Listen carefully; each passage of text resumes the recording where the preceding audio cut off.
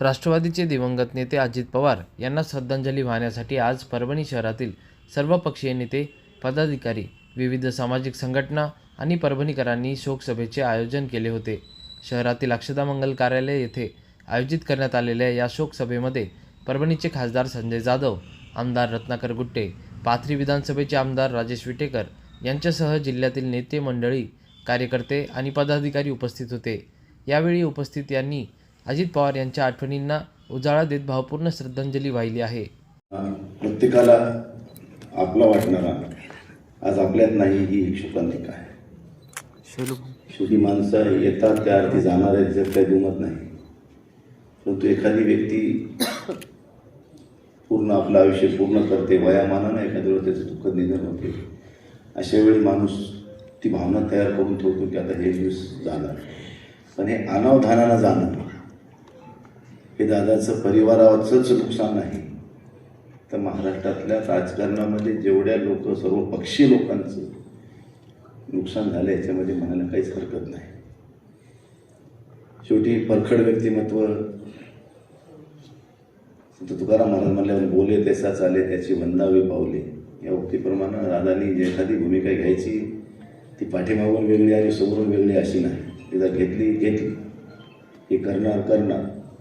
कुठली फाईल पुढे गेली आट्यापिट्या कपाळाला नाही, आता डायरेक्ट करून मोकळे होणारा असं व्यक्तिमत्व पुन्हा होणे नाही.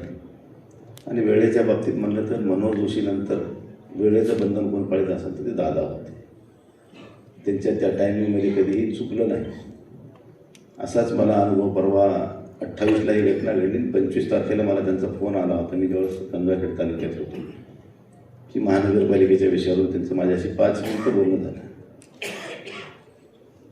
तर ही असं, आणि दुसऱ्या दिवशी 28ला सकाळी आम्ही उठतो तर बघतो तर टी व्हीवर ब्रेकिंग न्यूज.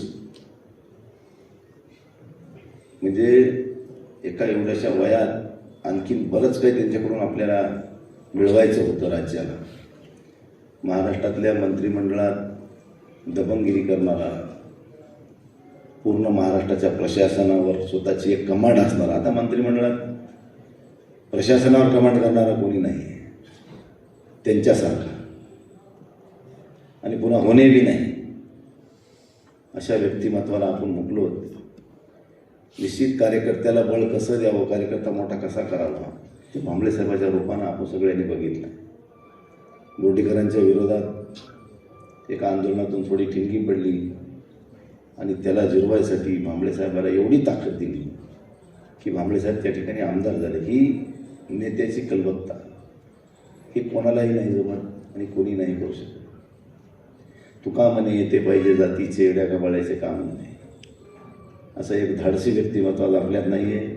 मी या ठिकाणी त्यांच्या कार्याचा जितका उल्लेख करू तेवढा कमीच असेल. परंतु हे दुःख त्यांच्या परिवाराला पेलण्याची, त्यांच्या राष्ट्रवादी पक्षाच्या सर्व कार्यकर्त्यांना, महाराष्ट्रातल्या त्यांच्यावर प्रेम करणाऱ्या सर्व जनतेला हे दुःख पेलण्याची ईश्वर शक्ती देवो आणि त्यांच्या आत्म्याला चिर शांती लावो अशी मी ईश्वरचरणी प्रार्थना करतो आणि त्यांना भावपूर्ण या ठिकाणी माझ्या पक्षाच्या वतीने श्रद्धांजली अर्पण करतो.